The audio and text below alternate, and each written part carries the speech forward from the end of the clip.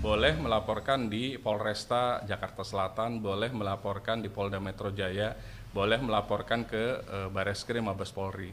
Ini sudah terjadi, LP tersebut didaftarkan di Polresta Jakarta Selatan. Artinya penyidik dari Polresta Jakarta Selatan yang melakukan penyelidikan dan penyidikan. Akhirnya terjadilah sebuah status yang tadinya terlapor menjadi tersangka. Karena ada dua alat bukti minimal, saksi dan visum tadi.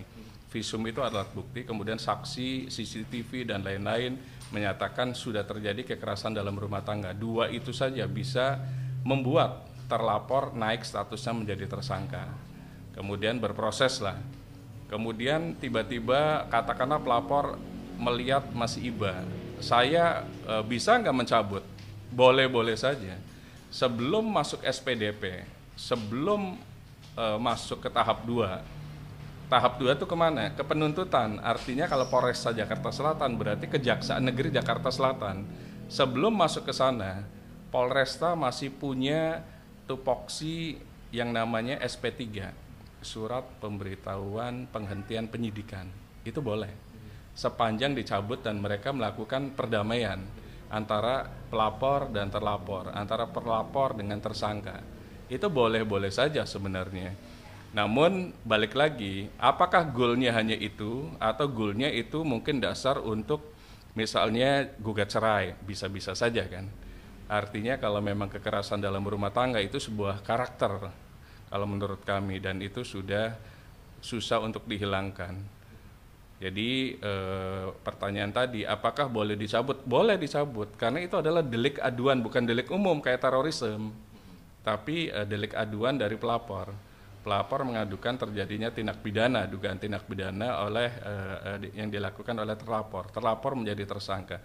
Kalau dicabut, mereka bikin akta perdamaian dulu. Akta perdamaian antara pelapor dengan terlapor atau pelapor dengan tersangka sekarang. Setelah itu pelapor mencabut LP-nya. Setelah mencabut LP-nya, Polresta Metro Jakarta Selatan membuat namanya SP3 yang ditandatangani oleh Kapolresta Jakarta Selatan.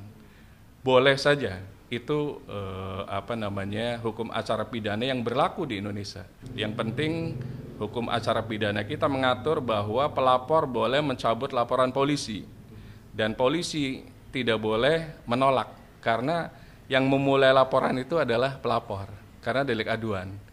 Kemudian pelapor mencabut karena ada akte perdamaian atau karena kasihan dan lain-lain. Boleh-boleh saja sepanjang belum masuk ke tahap 2 yang namanya Kejaksaan Negeri Jakarta Selatan. Tidak ada aturan sebenarnya karena ini kan belum proses ke pemenjaraan kan. Kalau proses pemenjaraan, penyidik kepolisian biasa memberikan masa penahanan pertama itu 20 hari.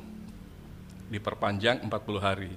Nah, selama 20 ditambah 40 itu adalah waktu yang cukup kelihatannya. Sebelum dilimpahkan ke kejaksaan. Jadi ada waktu 60 hari menurut hukum acara pidana.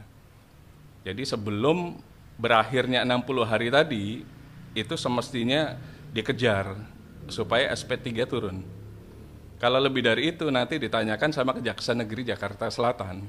Mana nih SPDP-nya? Kan udah Anda tahan. Kenapa tersangkanya tidak diserahkan ke kejaksaan misalnya? Berkasnya mana? Jadi ada waktu kira-kira 20 hari dan 40 hari. Jadi total 60 hari di tupoksinya Kepolisian Resort Jakarta Selatan.